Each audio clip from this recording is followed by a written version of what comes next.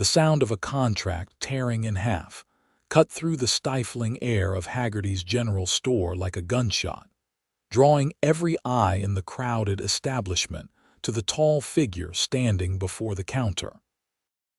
Abigail Turner's trembling fingers froze mid-polish on the glass she'd been cleaning for the past hour, her heart hammering against her ribs as she watched Wyatt Dawson toss a leather pouch of coins onto the countertop. $300, Wyatt stated, his deep voice carrying across the room despite its even tone. That covers her remaining contract and then some. Miss Turner's indenture is finished. Westcliff, Colorado Territory, 1876, was not a place where such dramatic acts of liberation happened often. Abigail had been working as an indentured servant in Haggerty's store for 2 years, bound by a 5-year contract she'd signed in desperation after her family's farm burned to the ground back east, leaving her orphaned and destitute. "Now see here, Dawson," Marshall Haggerty spluttered, his fleshy face growing redder as he fumbled with the coins. "This girl's got 3 more years on her papers. You can't just—" "I just did," Wyatt replied, his weathered Stetson tilted low over eyes that never left the shopkeeper's face. "Count it if you'd like. It's more than fair." Abigail couldn't breathe. At 22, she'd resigned herself to 3 more years of 14-hour days, sleeping in the cramped storeroom and enduring Haggerty's wandering hands when his wife wasn't looking. Freedom seemed as distant as the stars that hung over the Colorado mountains. Haggerty's fingers worked through the coins quickly, his mercantile instincts overriding his anger. Finally, he grunted and shoved the torn contract toward Wyatt. "Take her then. Wasn't worth the trouble anyway." Wyatt gathered the torn papers and turned to Abigail, who stood frozen behind the counter, rags still clutched in her white-knuckled grasp.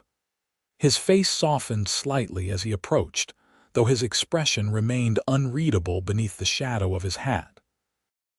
"Miss Turner," he said, offering the torn contract to her. "Your papers." She stared at the documents, hardly daring to believe what was happening. Wyatt Dawson was no stranger in Westcliff. Everyone knew of the quiet, reserved rancher who ran the Double D spread 10 miles outside town. But he was a mystery to most, keeping to himself except when necessary business brought him to town. Abigail had exchanged perhaps 5 words with him in her 2 years at the store. "Why?" she whispered, finally finding her voice as her fingers brushed his calloused hand, taking the papers. Wyatt's blue eyes met hers directly for the first time. "Now you choose your own path," he said simply, then turned on his heel and walked toward the door.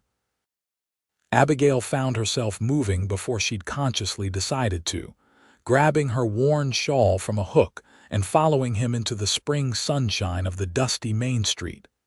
"Mr. Dawson," she called, hurrying to catch up with his long strides.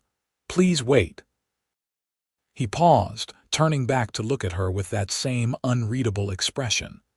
Behind them, Haggerty appeared in the doorway of his store, scowling. "Girl," he barked. "Your things are still in the storeroom, and don't think you'll get a reference from me."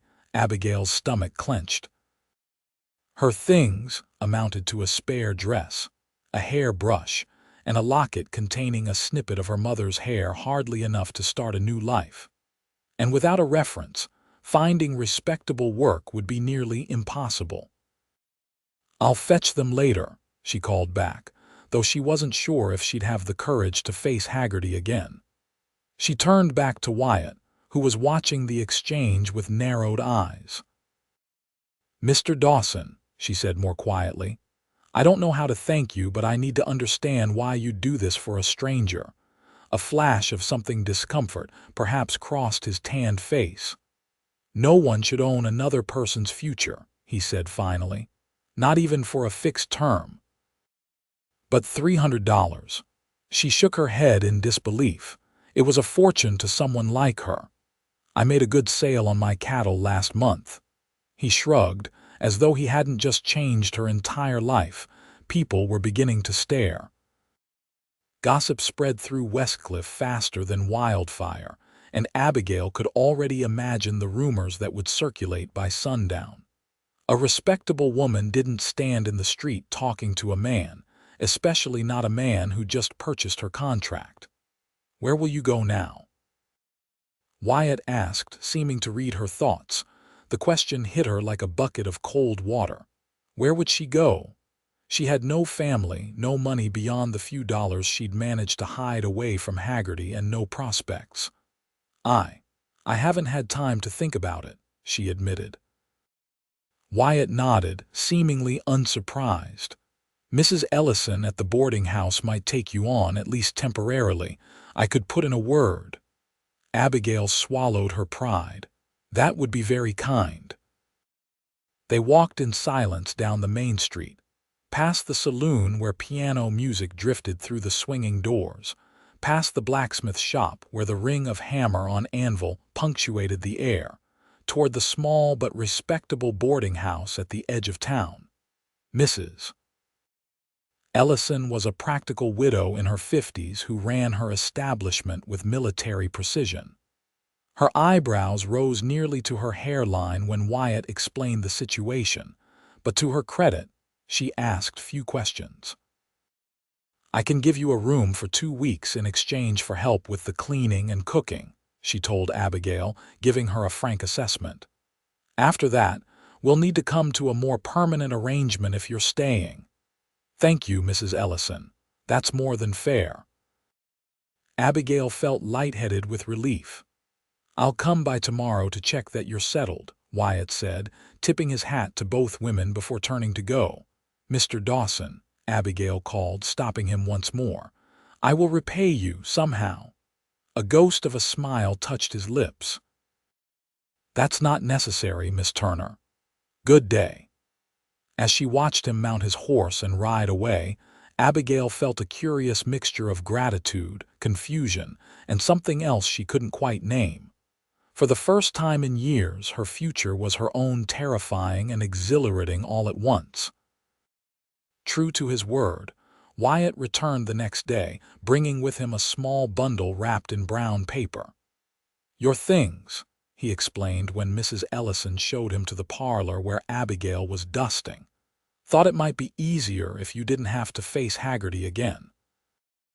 Abigail accepted the package, touched by his consideration. "Thank you. Did he give you any trouble?" "Nothing worth mentioning." The slight tightness around his eyes suggested otherwise, but Abigail didn't press. "Won't you sit down? Mrs. Ellison just made fresh coffee." To her surprise, he accepted, settling his tall frame somewhat awkwardly onto the dainty parlor chair. Up close, in the clear light streaming through the lace curtains, Abigail could see him properly for the first time. Wyatt Dawson was perhaps 30, with sun-weathered skin and the kind of lean, muscular build that came from hard physical labor. His dark hair was neatly trimmed, and his clean-shaven face revealed a strong jaw and features that, while not classically handsome, were striking in their intensity. "How are you finding the boarding house?" he asked as Mrs. Ellison brought coffee for them both. "Everyone has been very kind," Abigail replied. "Mrs. Ellison is teaching me how to make her special biscuits. Apparently, they're quite famous in town." "Best west of the Mississippi," he agreed, with another of those fleeting, almost smiles. "Have you given any thought to what you'll do next?" The question sobered her. "I've been considering my options. There aren't many positions for a woman in Westcliff, especially without references." "What did you do before your indenture?" "My father had a small farm in Pennsylvania. I helped with everything: the planting, harvesting, preserving, looking after the animals." She smiled faintly at the memory. "My mother taught school before she married, so she made sure I had a proper education as well." "You can read and write well, then?" "Yes, and I know basic bookkeeping. I kept my father's ledgers." A flush crept into her cheeks. Not that it helped much. We never had much money. Wyatt seemed to be considering something. Mrs. Ellison mentioned you're good with figures, said you reorganized her household accounts in a single afternoon. Abigail shrugged modestly. Her system was a bit haphazard. He nodded as though coming to a decision. Miss Turner, I find myself in need of someone who can help with the accounts at my ranch. The work has been piling up since my foreman broke his writing arm last month. She stared at him. Are you offering me a position? Just until Tom's arm heals, he said quickly. 2 months at most. The pay would be fair and you'd have your own cabin on the property. It's small but private. I don't know anything about ranching, she protested. I'm not asking you to rope cattle, just to help with the books and perhaps some correspondence. He hesitated. Of course, I understand if you'd prefer to stay in town. Some might consider it improper. Abigail almost laughed at that. A woman living alone at a bachelor's ranch would indeed raise eyebrows. But after 2 years under Haggerty's roof, where propriety was a thin veneer over exploitation, such concerns seemed secondary to survival. When would you need me to start? She asked. Relief flickered across his face. Is a week enough time to settle your affairs here? More than enough. She had so few affairs to settle. I'll speak with Mrs. Ellison today. When Wyatt left, Mrs. Ellison cornered Abigail in the kitchen, her expression a mixture of concern and curiosity. Are you certain about this, dear? Wyatt Dawson is well respected, but he's a solitary man. There'll be talk. There's already talk, Abigail pointed out. Half the town thinks I'm his. Well, that he bought me for unsavory reasons. Mrs. Ellison sighed. People have little enough entertainment out here. Gossip fills the void. She patted Abigail's hand. For what it's worth, I think Wyatt's a good man. Just guarded. Lost his wife and baby in childbirth 7 years back. Hasn't been the same since. The information landed like a stone in Abigail's chest. I didn't know.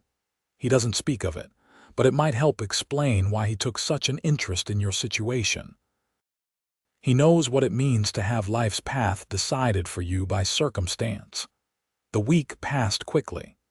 Abigail used her small savings to purchase fabric for a new dress, determined to arrive at her new position looking presentable. Mrs. Ellison helped her cut and stitch it in the evenings after the boarding house chores were done. A practical navy blue cotton that wouldn't show dirt easily, but was a far cry from the drab gray she'd worn at Haggerty's. On the morning of her departure, she stood on the boarding house porch with her meager possessions packed in a carpet bag borrowed from Mrs. Ellison. The older woman pressed a small parcel of biscuits and cheese into her hands. For the journey, she said. And remember, you always have a place here if you need it. Abigail blinked back unexpected tears. After years of being treated as property, such kindness was still unfamiliar. Wyatt arrived precisely at 9, driving a wagon rather than riding. He helped load her bag and assisted her onto the seat with a courteous hand beneath her elbow. It's about an hour's drive, he explained as they left the town behind. The ranch sits in a valley between the foothills. The May morning was glorious, with wildflowers dotting the prairie and the distant mountains still capped with snow. As they traveled, Wyatt surprised her by pointing out landmarks and sharing small bits of information about the territory. It was the most she'd ever heard him speak. That ridge there marks the northern boundary of my land, he said, gesturing with his chin. Runs all the way to the creek that feeds down from the mountains. How large is your ranch? She asked. 4,000 acres, small compared to some, but it's good grazing land. And you manage it alone? I have 4 hands that work for me year-round, plus extra help during calving and roundup. Tom's been my foreman for 5 years now. They crested a small rise, and suddenly the double D spread lay before them, a collection of well-maintained buildings nestled in a verdant valley, with cattle dotting the surrounding pastures.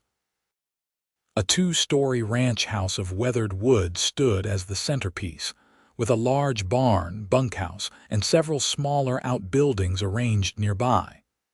"It's beautiful," Abigail said sincerely. Something like pride crossed Wyatt's face. "It was just a run-down cabin and a few hundred acres when I bought it. Took a lot of work to get it here." As they approached, Abigail noticed a woman hanging laundry behind the main house. Wyatt followed her gaze. "That's Maria Rodriguez. She and her husband, Eduardo, help with the cooking and maintenance. They live in quarters attached to the kitchen." He seemed to hesitate. "I should mention that Eduardo was badly injured in the war. He lost his left arm and has some difficulty walking. Maria doesn't like people staring." "I wouldn't dream of it," Abigail assured him. They pulled up in front of the main house, and almost immediately a man emerged from the barn, his right arm bound in a sling. "About time you got back, boss," he called. "The new heifers are giving Jose fits in the south pasture." "Tom, this is Miss Turner," Wyatt said as he helped Abigail down from the wagon. "She'll be handling the books while your arm mends." Tom was a wiry man in his 40s with a weathered face and friendly eyes. He tipped his hat with his good hand. "Madam, appreciate the help. My chicken scratch was bad enough with my right hand. Trying to write with my left is just embarrassing." "I'm happy to assist," Abigail said, warming to his straightforward manner. "Let's get you settled," Wyatt said, picking up her carpet bag. "I'll show you to your cabin, then the office where you'll be working." The cabin turned out to be a small but sturdy structure about 50 yards from the main house. It was simple, just one room with a bed, table, 2 chairs, and a small wood stove, but it was clean and solid, with curtains at the windows and a colorful quilt on the bed. "Maria put fresh sheets on this morning," Wyatt explained, setting down her bag. "The pump for water is just outside and there's an outhouse behind. If you need anything else, just ask." "It's perfect," Abigail said, genuinely pleased. After the cramped storeroom at Haggerty's with its persistent smell of damp and mice, the cabin seemed palatial. "I'll let you get settled. Come to the main house when you're ready, and I'll show you the office and introduce you to Maria and Eduardo." Left alone, Abigail sat on the edge of the bed, running her hand over the quilt. For the first time in years, she had a door she could close, a space that was temporarily, at least her own. The enormity of the change in her circumstances over the past week overwhelmed her suddenly, and she allowed herself a few minutes of quiet tears before washing her face in the basin provided and unpacking her few possessions. When she presented herself at the main house 30 minutes later, Maria answered the door. She was a handsome woman in her 50s with silver streaking her dark hair, and she greeted Abigail with a warm smile. "Welcome, Miss Turner. The Señor told us you would be coming. I am Maria, and this is my husband, Eduardo." Eduardo rose carefully from his chair at the kitchen table, leaning heavily on a cane. As Wyatt had mentioned, his left sleeve was pinned up where an arm should have been, but his smile was as welcoming as his wife's. "A pleasure, señorita," he said with a slight bow. "You are most welcome to the Double D." "Thank you both," Abigail replied. "I'm very grateful for the opportunity." "The boss is in his office," Maria said, gesturing down the hallway. "Last door on the right. I will bring coffee." The office was a moderately sized room lined with bookshelves. A large desk dominated the space, covered in stacks of papers, ledgers, and correspondence. Wyatt looked up from sorting through one particularly precarious pile when Abigail knocked on the open door. "Come in," he said, seeming almost relieved to see her. "As you can see, things have gotten a bit disorganized." "I can see that," she agreed, taking in the chaos. "Where would you like me to start?" For the next hour, Wyatt explained the ranch's operations and bookkeeping systems. Despite the disarray of the paperwork, it was clear he ran an organized and efficient business. The Double D raised prime beef cattle, with a small side business in horses that Wyatt trained himself. "The immediate concern is getting these invoices processed," he explained, pointing to a stack. "And these supply orders need to be calculated and sent to Denver. The ledger needs to be updated." Tom tried, but as you can see, he showed her a page of nearly illegible scrawl. "I'll start with the invoices," Abigail decided, already mentally organizing a system. "Good. You can use this desk. I generally work out on the ranch during the day, so you'll have the office to yourself most of the time." And so began Abigail's new life at the Double D. Each morning, she walked from her cabin to the main house, where Maria would have coffee and breakfast waiting in the kitchen. She'd spend the morning in the office, systematically working through the backlog of paperwork, creating new filing systems and gradually bringing order to the chaos. At midday, she joined Maria, Eduardo, and whoever else was at the house for the noon meal. In the afternoons, she'd continue her work, occasionally interrupted by Wyatt or Tom with questions or new documents. In the evenings, she'd return to her cabin, often with a plate of food from Maria, who seemed determined to put some meat on those bones. The work was satisfying, and for the first time in years, Abigail felt useful rather than merely used. As the days passed, she learned more about the ranch and the people who made it function. Jose and Miguel, the two young hands who lived in the bunkhouse, were cousins from New Mexico territory. The fourth hand, Charlie, was older than the others and kept mostly to himself, riding out early each morning to check the far-flung boundaries of the ranch. Of Wyatt himself, she learned little beyond what she observed. He was fair with his workers, generous with praise when earned, and quick to shoulder the hardest tasks himself. He was up before dawn each day and often worked until dusk. At meals, he was courteous but reserved, more likely to listen than to speak. It was Maria who gradually filled in some of the blanks. "The Señor, he is a good man," she told Abigail one afternoon as they shelled peas together on the porch. "When Eduardo and I came here 5 years ago, no one would hire him because of his arm."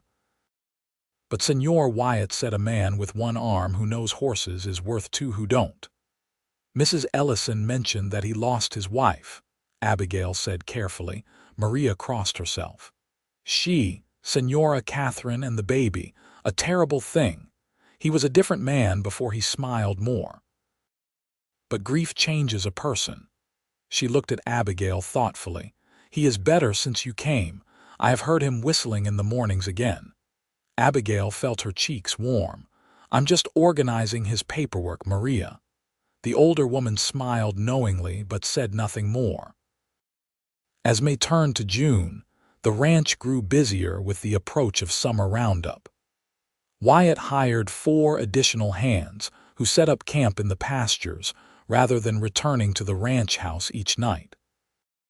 The bunkhouse filled with the sounds of men returning from long days in the saddle, their good-natured ribbing and occasional bursts of song drifting through the evening air. One evening, about 3 weeks after her arrival, Abigail was working late in the office when Wyatt returned from a day checking on the new calves. He paused in the doorway, seeming surprised to find her still at the desk. "You should rest," he said. "The books will wait until tomorrow." She looked up with a smile. "I'm almost finished with the quarterly tallies, and it's peaceful working in the evening," he nodded, understanding. After a moment's hesitation, he asked, "Would you like some company? I could make coffee." Surprised but pleased, she agreed. Wyatt disappeared into the kitchen, returning a few minutes later with 2 steaming cups. He set one beside her on the desk, then took a seat in the chair across from her.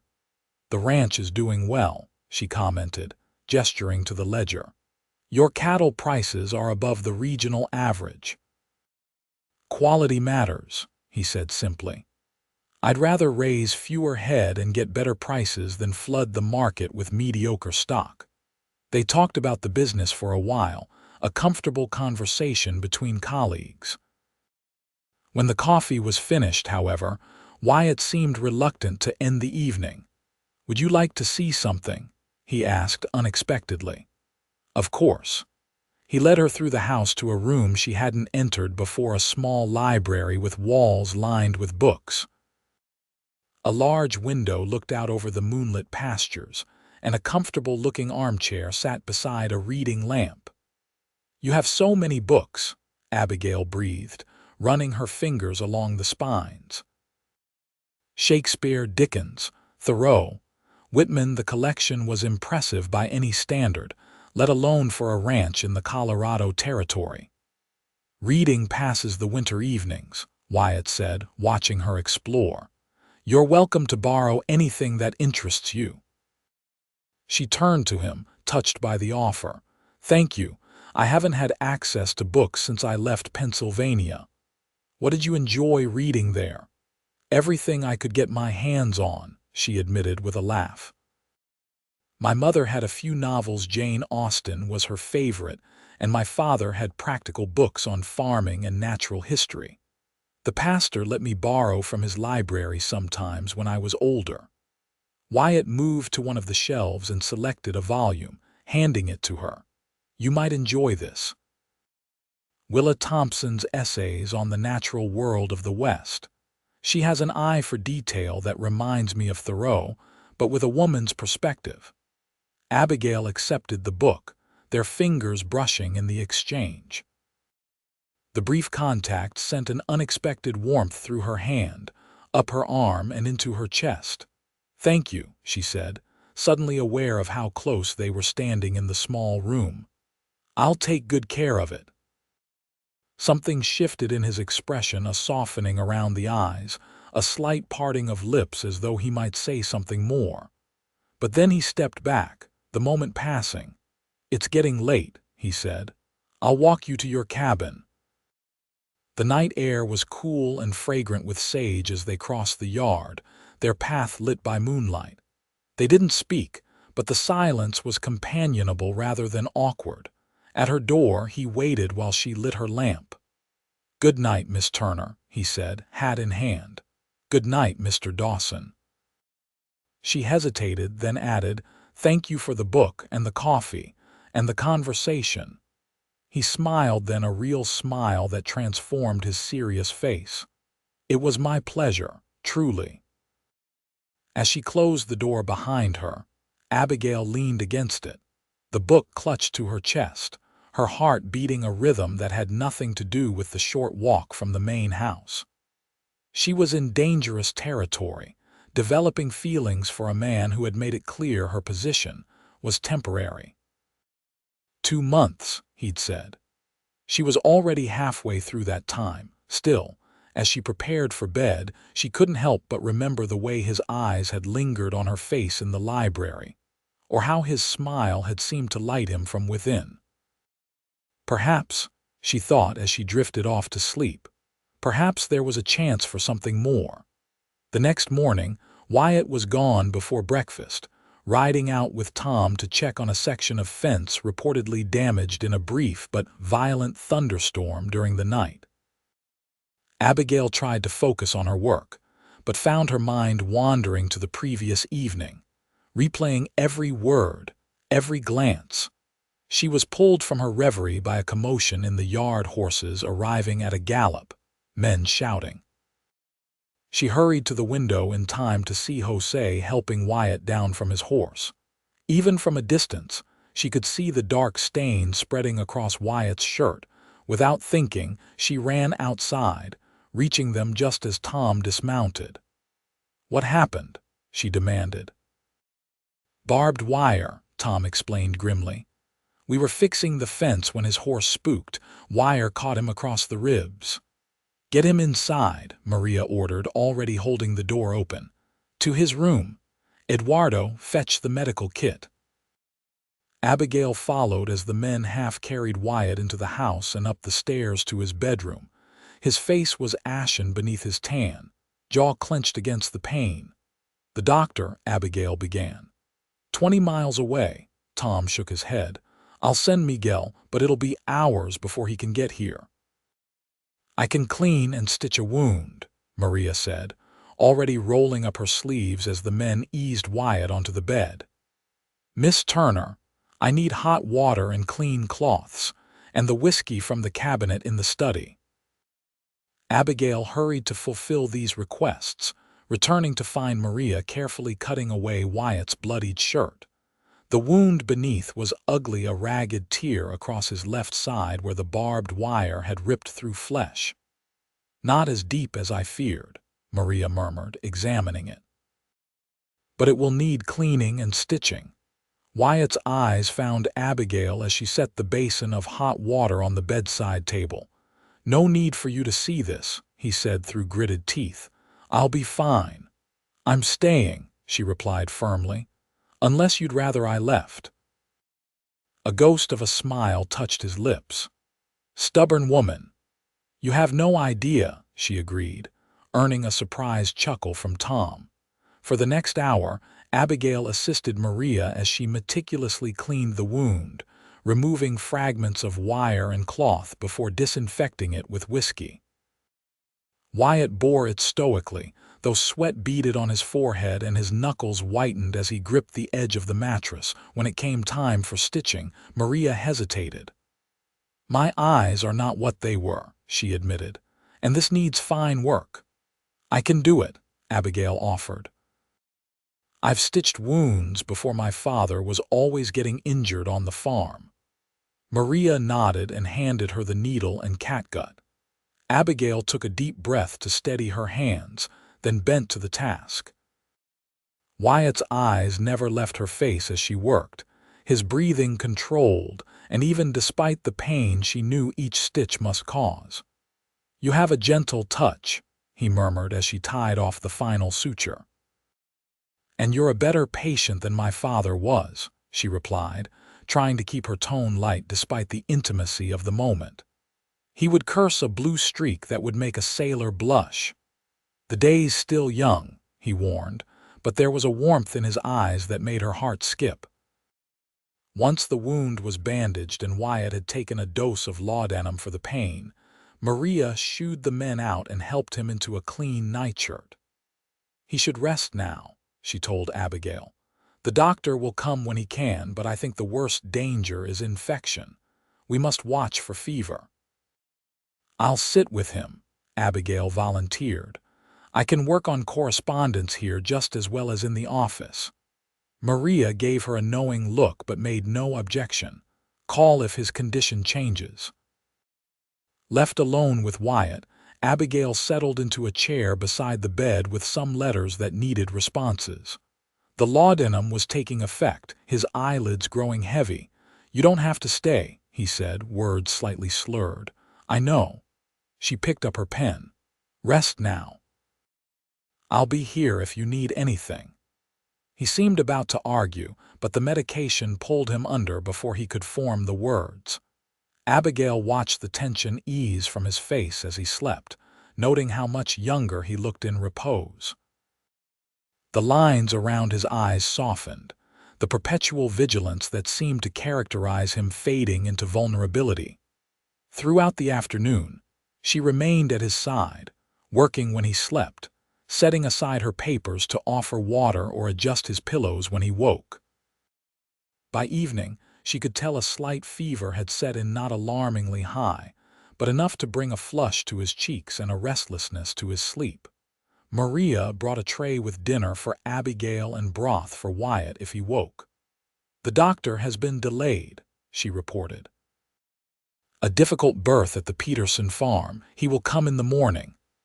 "I'll stay tonight," Abigail decided. He shouldn't be alone with the fever. When Maria had gone, Wyatt stirred, opening eyes bright with fever. "Abigail," he murmured, using her given name for the first time.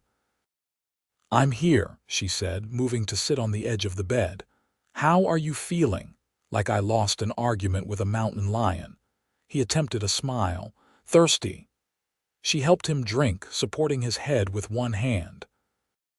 The fever had dampened his hair, and she couldn't resist smoothing it back from his forehead in a gesture of comfort. "Better?" she asked, lowering him back to the pillows. He caught her hand before she could withdraw it. "Stay," he whispered. "Please." "I'm not going anywhere," she promised. His eyes closed again, but he kept hold of her hand, his fingers loosely entwined with hers. She remained that way as his breathing deepened into sleep, unwilling to break the connection between them. As night fell, the fever worsened. Abigail bathed Wyatt's face and neck with cool cloths, murmuring reassurances when he grew restless. In his delirium, he called out occasionally sometimes to his ranch hands, giving instructions about cattle or horses. Once, heartbreakingly, to Catherine, apologizing for not being there when she needed him.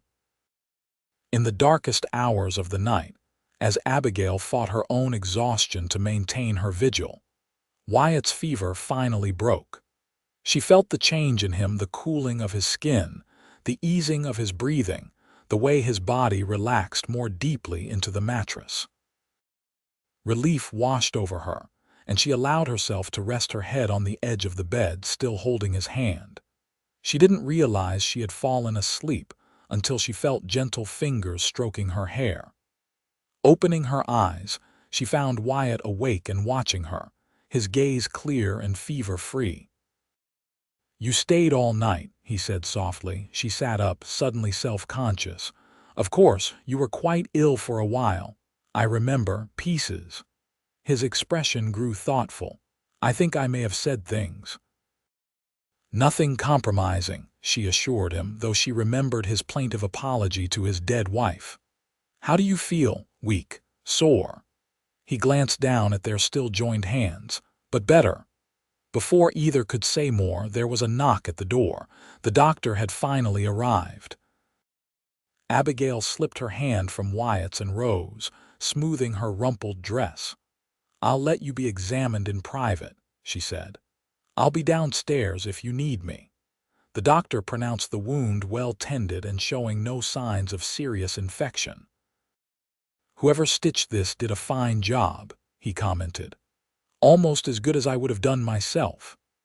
"Miss Turner has many talents," Wyatt replied, with a smile in his voice that Abigail, standing just outside the door, couldn't help but hear. With Wyatt confined to bed for several days, the routine of the ranch shifted. Tom took over most of the day-to-day management, with Wyatt issuing instructions from his sickroom.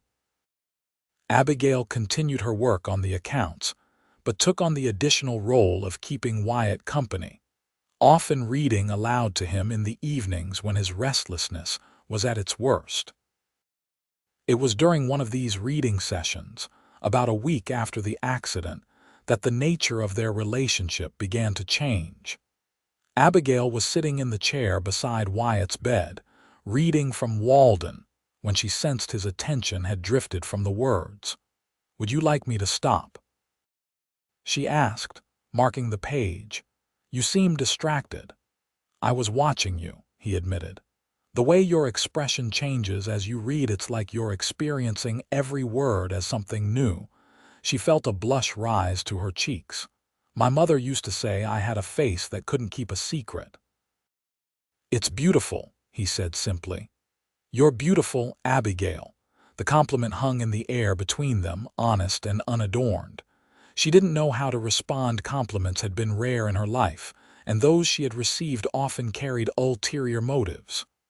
"Wyatt," she began, uncertain. "I'm not saying this because you've been kind during my recovery," he continued, seeming to read her thoughts. "I've thought it since the first day you arrived at the ranch, with your head held high despite everything you'd been through." She set the book aside, her heart hammering. "I don't know what to say." "You don't have to say anything."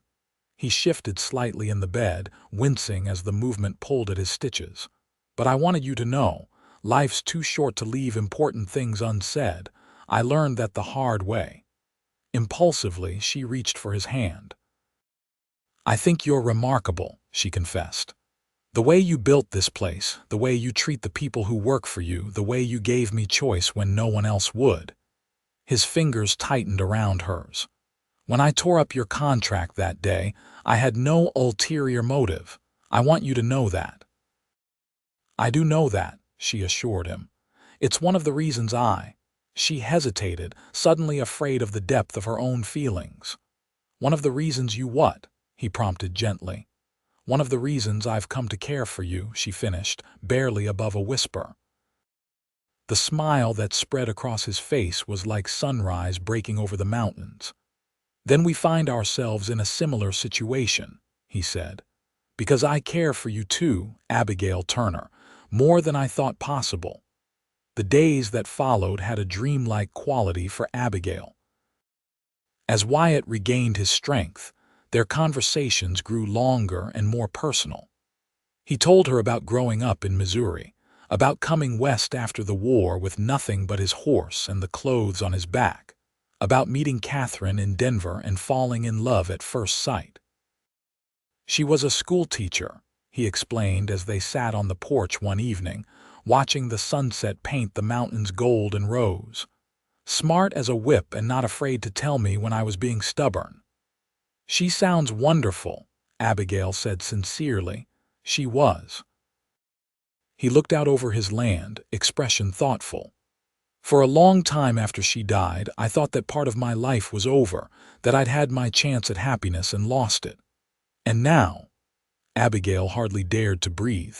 He turned to her, his eyes reflecting the golden light of the setting sun. "Now I'm beginning to think life might offer second chances."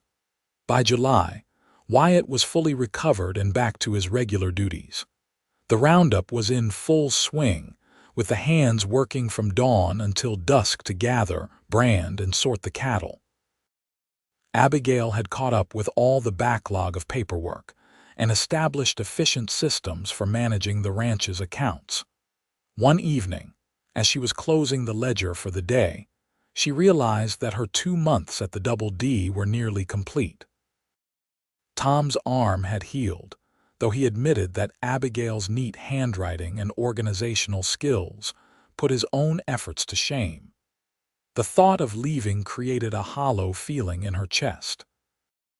Despite the understanding that had developed between her and Wyatt, despite the gentle touches and meaningful glances that had become part of their daily interactions, neither had spoken of the future. Wyatt found her still sitting at the desk, staring at the closed ledger with unseeing eyes.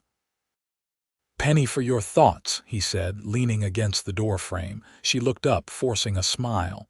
"Just wool gathering. How was the branding? Dusty, noisy." He entered the room, closing the door behind him, something he'd never done before. "Abigail, we need to talk." Her heart sank. This was it, the gentle dismissal she'd been dreading. He would thank her for her work, perhaps offer a reference, wish her well in her future endeavors. "I know my time here is almost up," she said quickly, wanting to spare them both the awkwardness. "Tom's arm is healed, and I've finished organizing the accounts. I was thinking of speaking with Mrs. Ellison about returning to the boarding house until I find a permanent position." Wyatt's expression was unreadable as he took a seat across from her. "Is that what you want? To leave the Double D?" "No," she admitted, seeing no point in lying. "But my position here was always temporary. You made that clear from the beginning." "And if I asked you to stay?" Hope fluttered in her chest, but she tamped it down. "As your bookkeeper, as my wife." The words hung in the air between them, stunning Abigail into silence. Wyatt reached across the desk to take her hands in his. "I love you, Abigail. I think I started falling the day I saw you in Haggerty's store, head held high despite everything. I know it hasn't been long, and I know my proposal lacks romance." "Yes," she interrupted, tears springing to her eyes. "Yes, I'll marry you." His face lit with joy. "You will? "I love you too," she said, the words tumbling out. "I've been afraid to say it, afraid it was too soon, afraid you'd think I was grateful rather than genuinely in love. But I am. In love with you, I mean."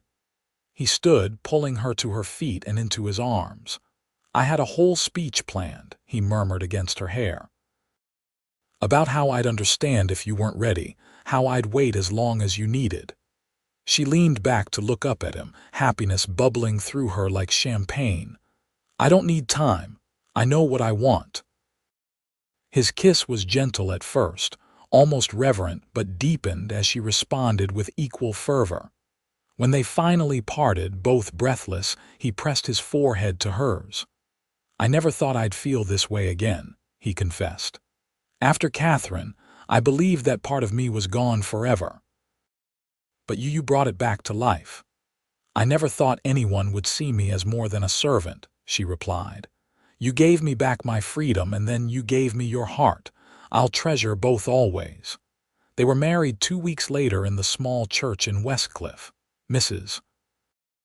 Ellison sat in the front row, dabbing at her eyes.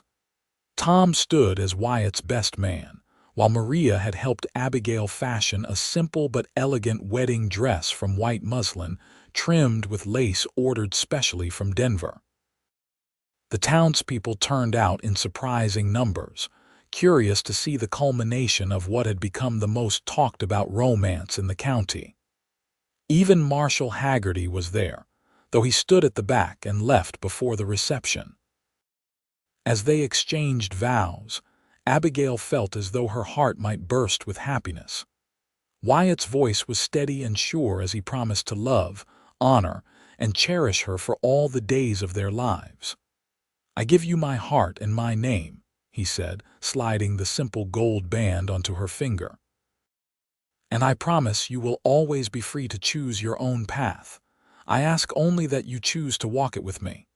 "Always," she whispered, tears of joy making the church shimmer around her. "Always." The journey back to the Double D that evening was unlike any Abigail had made before. As Wyatt's wife, she would be entering the main house not as an employee but as its mistress. The thought was both thrilling and intimidating. "Nervous?" Wyatt asked, noticing her silence as they approached the ranch. "A little," she admitted. "It's a big change." He reached over to squeeze her hand. "For both of us, but I think we're ready for it."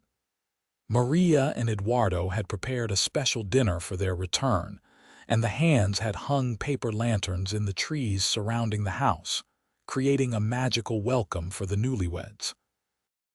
After dinner and toasts, they finally found themselves alone in Wyatt's now their bedroom. "Welcome home, Mrs. Dawson," he said, closing the door behind them. The use of her new name sent a thrill through Abigail.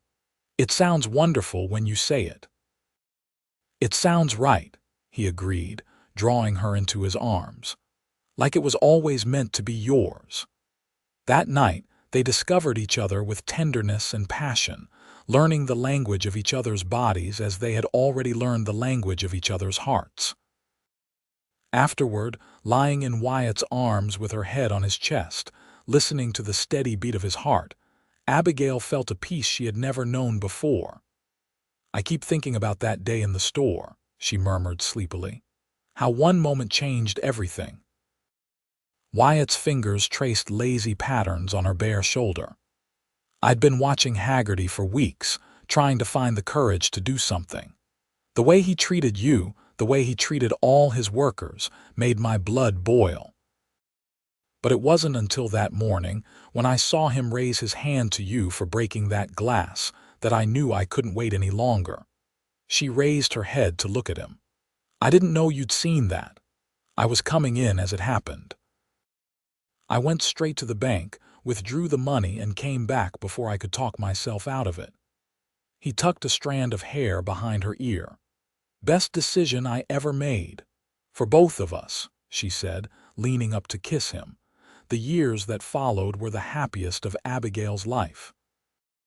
The Double D prospered under their combined management. Wyatt's practical knowledge of ranching paired with Abigail's head for business proved to be a formidable combination.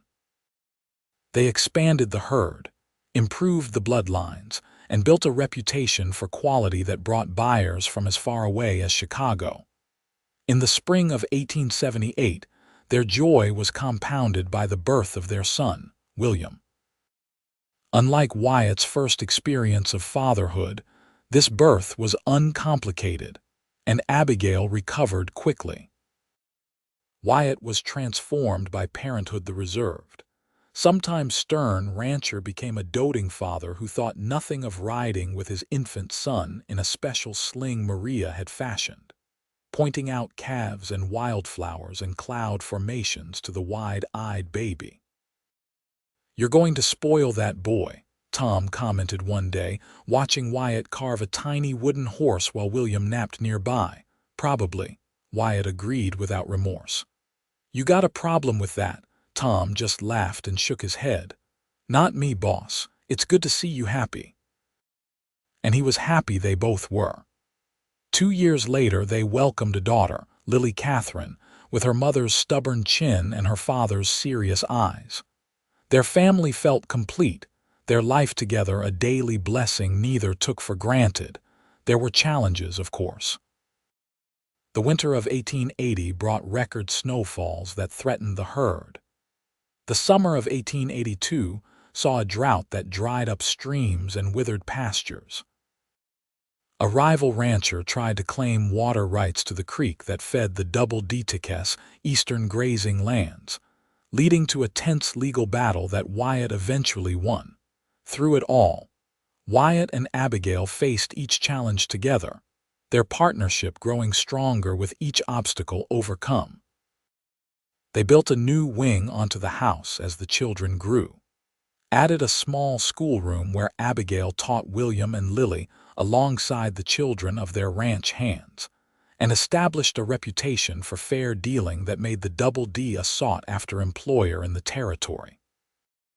In 1886, on the 10th anniversary of the day Wyatt tore up Abigail's indenture contract, they rode together to a ridge overlooking the ranch. The Double D had grown to over 6,000 acres, the house and outbuildings had been expanded and improved, and a small but thriving community had developed among the families who worked there. "Look at what we've built," Wyatt said, his arm around Abigail's waist as they surveyed their domain.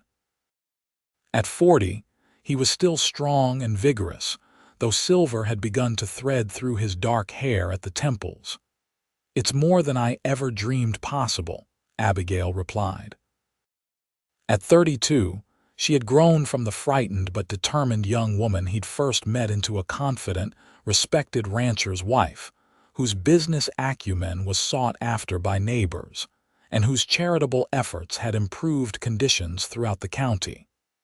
"You ever regret it?" he asked, a rare moment of insecurity in his voice. "Choosing this life with me," she turned in his arms to face him. "Never," she said firmly. "Not for a single moment. You gave me the freedom to choose my own path, Wyatt, and I chose you. I would choose you again every day for 1,000 years." His kiss was as tender as their first, his arms as strong and sure around her. When they parted, he pressed something into her hand, a small velvet pouch.